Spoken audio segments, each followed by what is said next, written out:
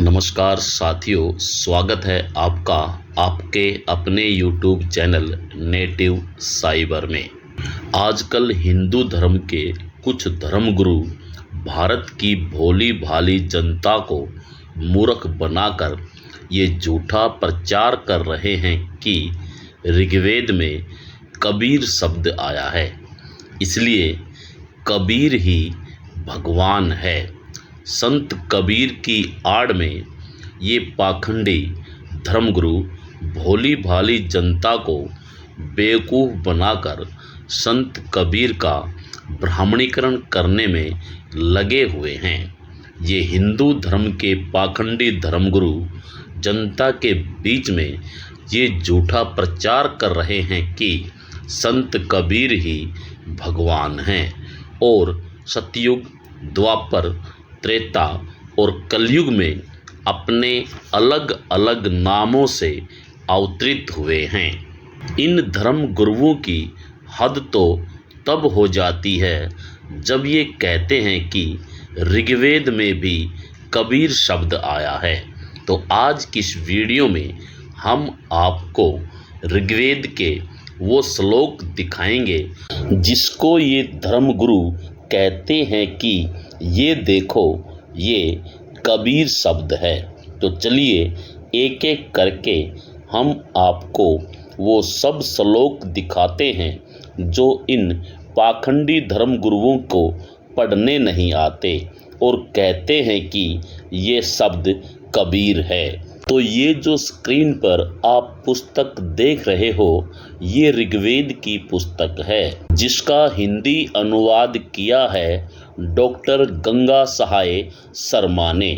तो देखते हैं ऋग्वेद के 9वें मंडल के सूक्त 96 का 18वां श्लोक। इसमें ये पाखंडी धर्मगुरु कहते हैं कि ये कबीर शब्द है। इस श्लोक में ये जो मैंने कवि नाम शब्द हाईलाइटेड किया हुआ है, पाखंडी धर्मगुरु इसे कबीर पढ़ रहे हैं और भोली भाली जनता को लूट रहे हैं। अब मैं आपको इस श्लोक का हिंदी अनुवाद पढ़कर सुनाता हूँ। लिखा है, ऋषियों के समान मन से सब कुछ देखने वाले, सबके दृष्टा, सबको प्राप्त करने वाले, हजारों के द्वारा प्रशंसित कवियों की शब्द रचना पूर्ण करने वाले एवं परम पूज्य सोम धुलोक में रहने की अभिलाषा करते हैं तथा प्रशंसित होकर दीप्तिशाली इंद्र को प्रकाशित करते हैं। अब आप ये बताइए कि अगर ये शब्द कबीर होता तो इसके हिंदी अनुवाद में भी जरूर आता, मगर ऐसा नहीं है। ये कबीर नहीं बल्कि कवि नाम शब्द है।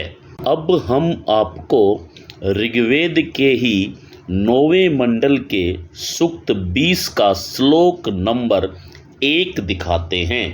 ये देखिए, ये है ऋग्वेद के 9वें मंडल के सूक्त 20 का श्लोक नंबर 1। इसमें ये जो शब्द मैंने हाईलाइटेड किया हुआ है, इसको धूर्त धर्मगुरु कबीर बता रहे हैं, जबकि ये शब्द भी कबीर नहीं है बल्कि कवि है। इन पाखंडी धूर्त धर्मगुरुओं को वै और बै में कोई फर्क नजर नहीं आ रहा है।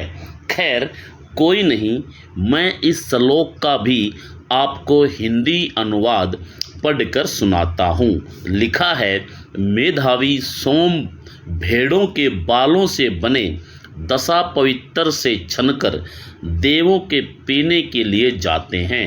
शत्रुओं का आक्रमण सहन करने वाले सोम सभी शत्रुओं को पराजित करते हैं। अब आप ही देखिए, अगर इस श्लोक में कबीर होता तो इसके हिंदी अनुवाद में भी कबीर पढ़ा जाता, मगर ऐसा नहीं है।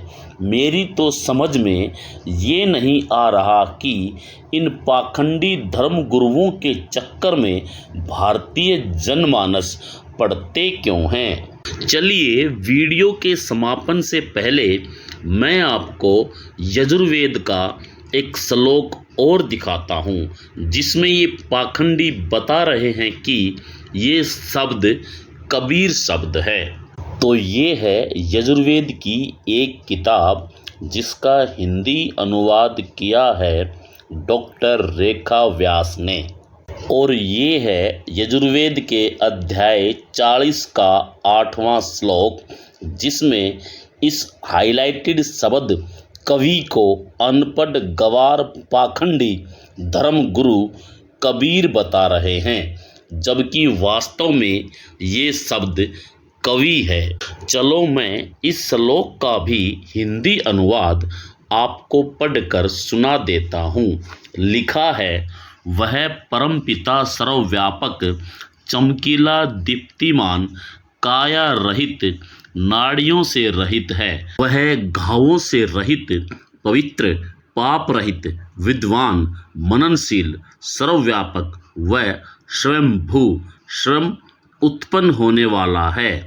उसने सृष्टि के आरंभ से ही सबके लिए यथा योग्य साधन सुविधाओं की व्यवस्था की है।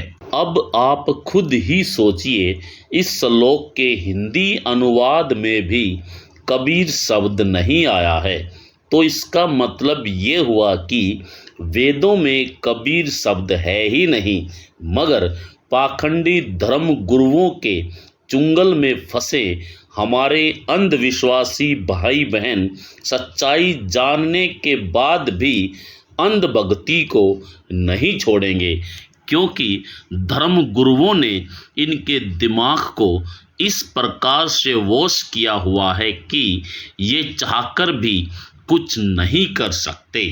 फिर भी ऐसे अंधभक्तों को मैं ये कहना चाहूँगा कि अगर आपकी नज़र में वेदों में कबीर है, तो इसका मतलब ये है कि वेद कबीर साहब के बाद लिखे गए हैं। तो आज के लिए इतना ही।